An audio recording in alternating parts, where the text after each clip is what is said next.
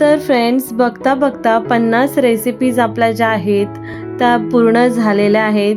अखेर 100 recipes challenge जो आहे त्याचा अर्धा टप्पा आम्ही पार केलेला आहे आणि त्याचसाठी 50 रेसिपी पूर्ण झाल्याचा आनंद सेलिब्रेट करण्यासाठी मी ही बनवलेली आहे खास 0% ऑइल हेल्दी स्पेशल थाली. फ्रेंड्स, या थालीमध्ये तुम्हाला 6 पौष्टिक आणि चविष्ट रेसिपी पाहायला मिळतील. थोडी डिटेलिंग रेसिपी आहे आणि 6 रेसिपीज मेनू आहेत, त्याच्यामुळे व्हिडिओ जी आहे ती थोडीशी मोठी बनणार आहे. फ्रेंड्स, रोज मी अगदी 2 ते 3 मिनटाचाच व्हिडिओ टाकते, त्याच्यामुळे एक दिवस नक्कीच तुम्ही थोडासा वेळ काढून माझी व्हिडिओ आहे ती पूर्ण पाहाल अशी आशा करते. यामध्ये आपण बघणार आहोत मल्टीग्रेन भाकरी, ठेचा, डाळ, मिक्स भाजी, खीर आणि त्याचबरोबर थोडीफार कोशिंबीर आणि भरलेलं वांगं. चला तर मग आपण रेसिपीला सुरुवात करूया. तर इथे मी पहिलं डाळ बनवणार आहे आणि त्यासाठी इथे मी मुगाची डाळ घेतलेली आहे फक्त. फ्रेंड्स, हे 4 सेक्शनवालं कंटेनर आहे.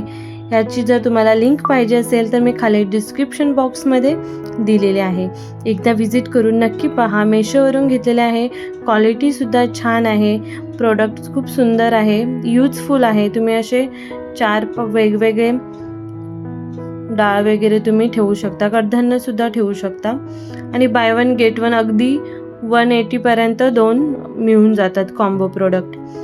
तर त्याची लिंक डिस्क्रिप्शन बॉक्समध्ये दिलेली आहे, एकदा नक्की चेक करा. तर इथे डाळ मी साफ स्वच्छ धुवून घेतलेले आहे. 4 ते 5 वेळा आपल्याला धुवायचे आहे. पाणी प्लेन येईपर्यंत आपल्याला धुवून घ्यायचे आहे. त्यानंतर तुम्ही इथे जर टाईम असेल तर भिजत ठेवा, नाहीतर लगेचच तुम्ही सर्व इन्ग्रेडियंट जे आहेत ते तुम्ही टाकून घेऊ शकता. तर मी थोडा अर्धा तास आधी भिजत ठेवलेली होती. त्यानंतर इथे मी थोडं जिरं घेतलेलं आहे, त्याचबरोबर मीठ टाकायचं आहे, हळद, थोडंसं हिंग टाकून घ्यायचं आहे आणि अर्धा टॉमॅटो टाकलेला आहे. त्याचबरोबर लसूण आपल्याला ठेचून टाकायचे आहे. मी इथे 3 पाकळ्या लसूणच्या ठेचून टाकलेल्या आहेत. त्याचबरोबर जी डाळ आहे ती मी एका कुकरमध्ये ट्रान्सफर करते आणि 2 शिट्ट्या लावायला ठेवून देते गॅसवर. त्यानंतर इथे आपल्याला कांदा लागणार आहे, म्हणून कांदा चिरून ठेवते मी. जरा जास्त लागणार आहे त्यामुळे मी इथे चॉपरमध्ये चॉप करून घेते.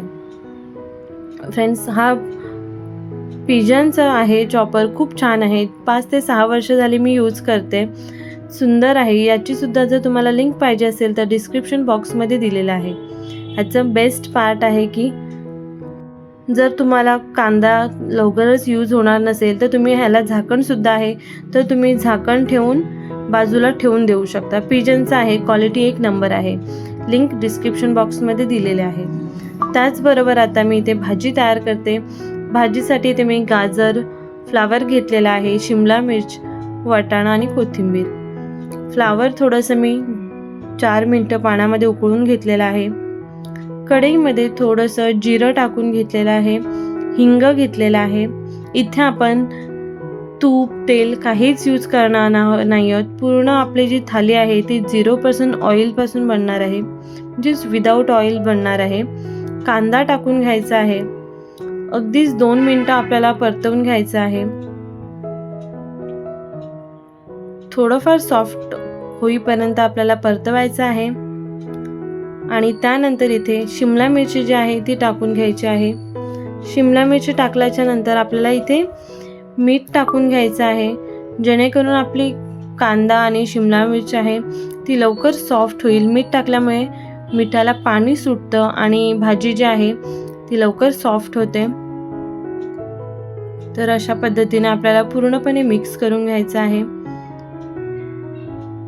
आणि 2 ते 3 मिनटानंतर पाहू शकता कांदासुद्धा आपला सॉफ्ट झालेला आहे. त्यानंतर इथे मी फ्लावर आणि गाजर आहे तो घेतलेला आहे. गाजर थोडा गोड असतो, त्याच्यामुळे त्याची क्वांटिटी जी आहे ती मी थोडी कमीच घेतलेली आहे. मटार टाकलेले आहेत आणि हळद टाकून घेणार आहे. तुम्हाला जर येलो भाजी पाहिजे असेल तर मिरची टाकून अशी सुद्धा करू शकता, किंवा मसालेदार बनवायची असेल लाल पावडर टाकून तर तसं सुद्धा करू शकता.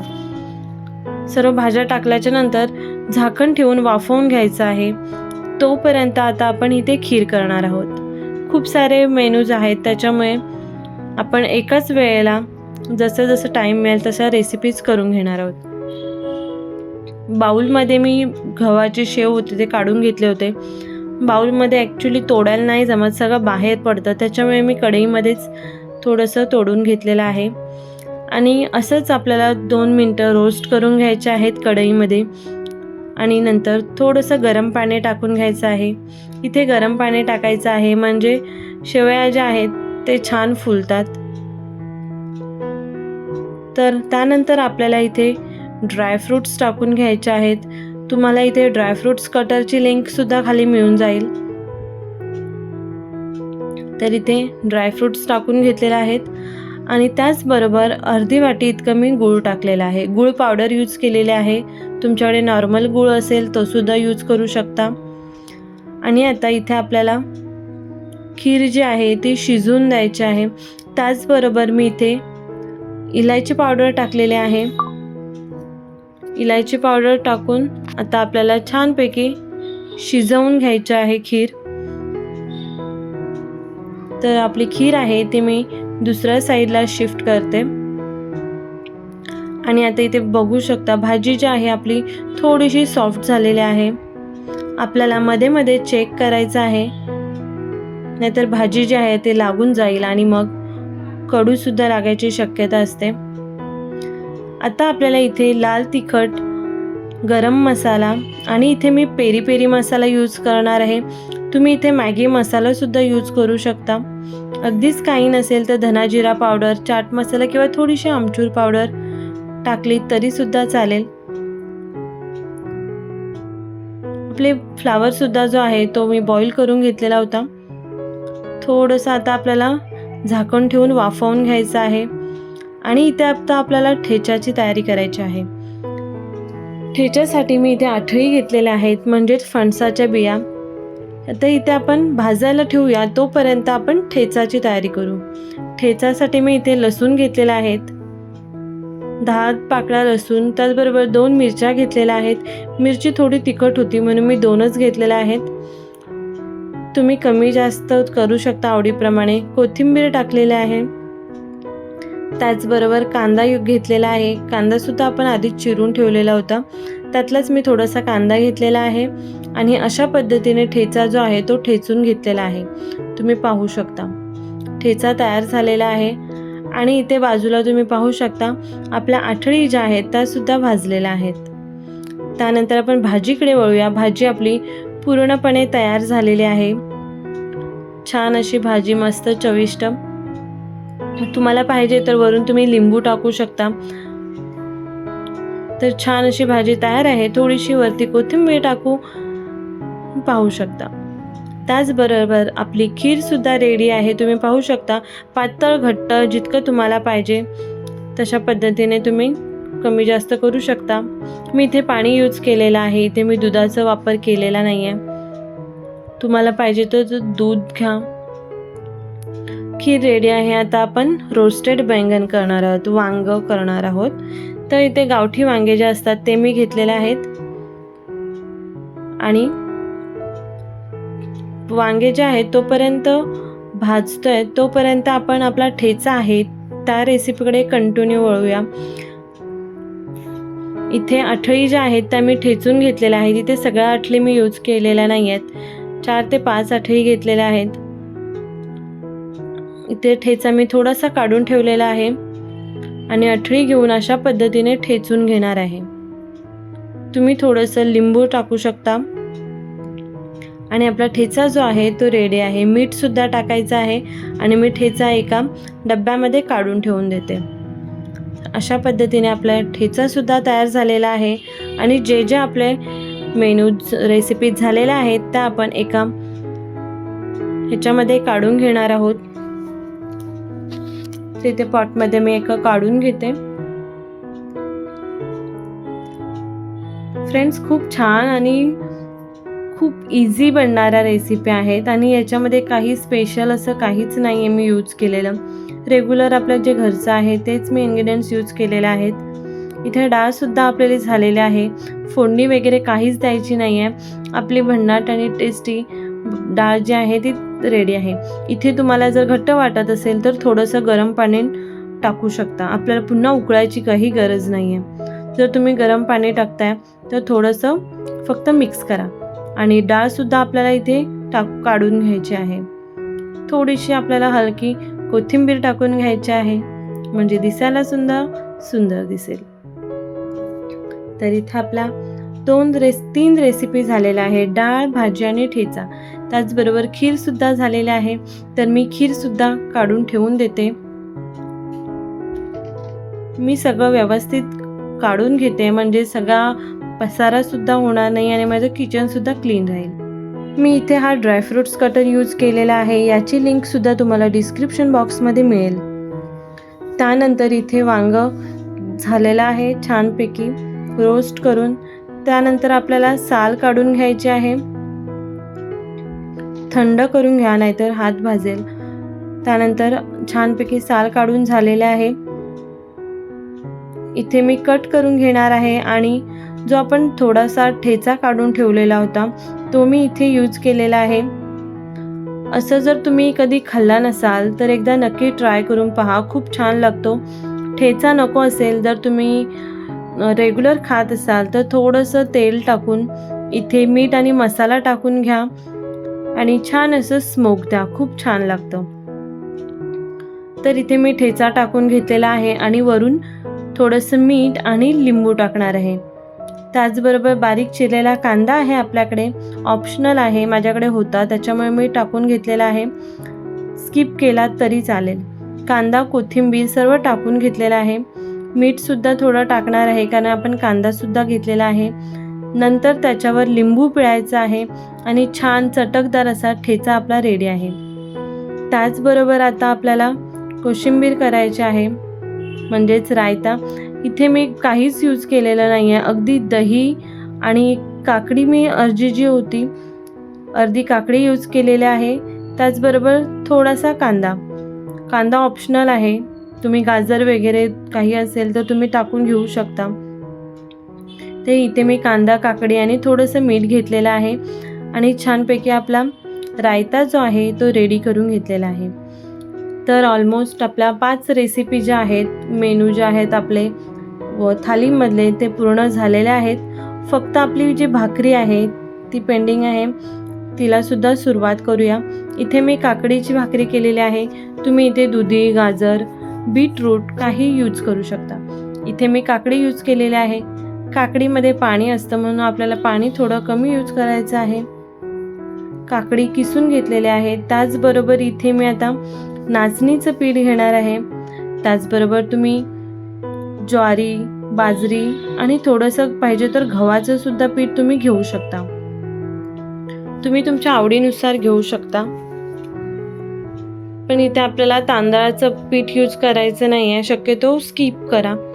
मी इथे ज्वारी, बाजरी आणि नाचणीचं पीठ घेतलेलं आहे. त्याचबरोबर आपल्याला आता मीठ टाकायचं आहे चवीनुसार.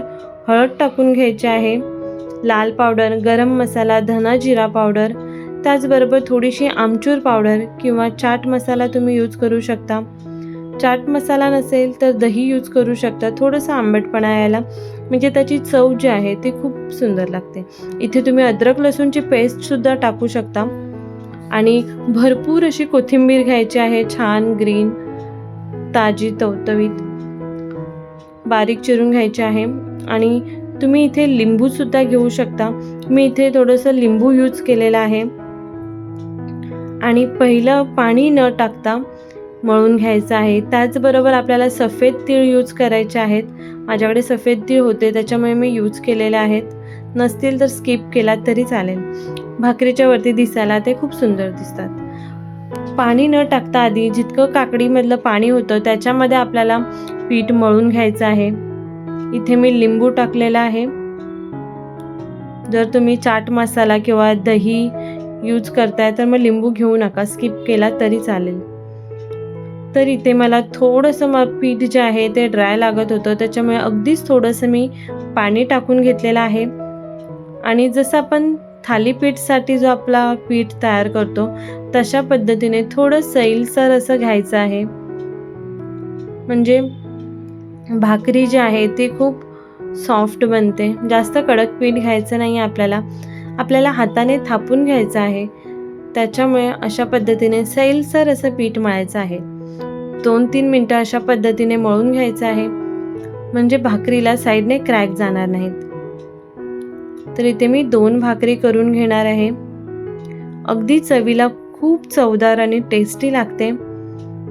इथे मी एक कापड घेणार आहे. कापड ओलं करणार आहे आणि हाताला पाणी लावून अशा पद्धतीने आपल्याला भाकरी जी आहे ती थापून घ्यायची आहे. साईडने जर क्रॅक जात असतील तर थोडंसं तुम्ही हाताला पाणी घेऊन जॉईंट करून घेऊ शकता. जितकं पातळ करता येईल तितकं पातळ करायचं आहे. अगदी सॉफ्ट आपल्याला प्रेस करायचं आहे. म्हणजे भाकरी जी आहे ती खूप इझिली स्प्रेड होते आणि पातळ करता येते. तर अशा पद्धतीने तुम्ही पाहू शकता भाकरी जी आहे ती आपली रेडी झालेली आहे. एका साईडला मी तवा जो गरम करायला ठेवलेला आहे. तर आता आपल्याला अगदी कापडासकटच आपल्याला भाकरी जी आहे ती उचलायची आहे आणि रुमाल उलटं करून आपल्याला तव्यावर टाकायचं आहे. तव्यावर अगदी थोडंसं मी इथे घी टाकलेलं आहे आणि ते घी मी स्प्रेड करून घेणार आहे. तुम्ही कितीही भाकऱ्या करा, पहिल्याच वेळेला फक्त थोडंसं घी स्प्रेड करा, नंतर घी यूज नाही केला तरीसुद्धा चालेल. तर अशा पद्धतीने मी भाकरी जी आहे ती थापून घेतलेली आहे. तव्यावरती आता आपल्याला तुम्हाला सॉफ्ट पाहिजे तर सॉफ्ट तुम्ही करून घेऊ शकता आणि जर क्रिस्पी आणि कुरकुरीत पाहिजे तर तुम्हाला जरा जास्त वेळ लो फ्लेमवरती तुम्हाला शेकवायला लागेल. तर मला सॉफ्टच पाहिजे होती, त्याच्यामुळे 3 ते 4 मिनटात माझी भाकरी जी आहे ती रेडी झालेली होती. दोन्ही साईडने छान असे भाजून घेतलेले आहे. ते कच्ची ठेवायची नाही आहे. पातळ होती त्याच्यामुळे अगदी लवकरच भाकरी शेकून तयार झालेली होती. तुम्ही पाहू शकता कलर आणि त्याच्यावर सफेद तीळ खूप छान दिसत होते दिसायला आणि खायलासुद्धा खूप चवदार लागत होती. इथे कोथिंबीरचा वापरसुद्धा आपल्याला जास्त प्रमाणात करायचा आहे. त्याचबरोबर दोन्ही भाकऱ्या ज्या आहेत त्या मी शेकवून घेतलेल्या आहेत. तर फ्रेंड्स, आजची जी रेसिपी आहे पूर्ण 0% ऑइल फ्री थाली जी आहे, डाएट थाली, तुम्हाला नक्की सांगा मला कशी वाटली. आणि थोडासा वेळ गेला पण खुश होते की माझे 50 रेसिपीज ज्या आहेत ते कंटिन्यू एकही दिवस स्किप न करता पूर्ण झालेल्या आहेत. ॲक्च्युली इतक्या वर्षापासून मला कंटिन्युटी नव्हती माझ्या चॅनलवरती. सो त्याच्यामुळे मी हे एक म्हटलं चला काहीतरी नवीन चालू करूया कंटिन्युटीसाठी. म्हणजे त्याच्या बहाण्याने तरी आपल्याला रोज एक व्हिडिओ अपलोड करता येईल. आणि ॲक्च्युली जेव्हा आपण कंटिन्युटी ठेवतो एखाद्या ह्याच्यामध्ये तर फरक जाणवतो आपल्या चॅनलमध्ये. तर तसंच सुरुवात झालेली आहे. तुम्हा सर्वांना अगदी मनापासून थँक्यू मला सपोर्ट करताय त्याच्याबद्दल. म्हणजे असंच सपोर्ट करत राहा, म्हणजे मलाही थोडंसं छान वाटेल आणि प्रोत्साहन मिळाल्यासारखं होईल आणि मलासुद्धा काम करायला मजा येईल. तर नक्की सांगा तुम्हाला आजची थालीची रेसिपी जी आहे, आजची थाली आहे ती कशी वाटली. आणि तर भेटू पुन्हा आपण अशाच एक नवीन छान व्हिडिओमध्ये. आणि तुम्हाला नेक्स्ट रेसिपी कोणती पाहिजे ते सुद्धा तुम्ही कमेंट करून कळवू शकता मला.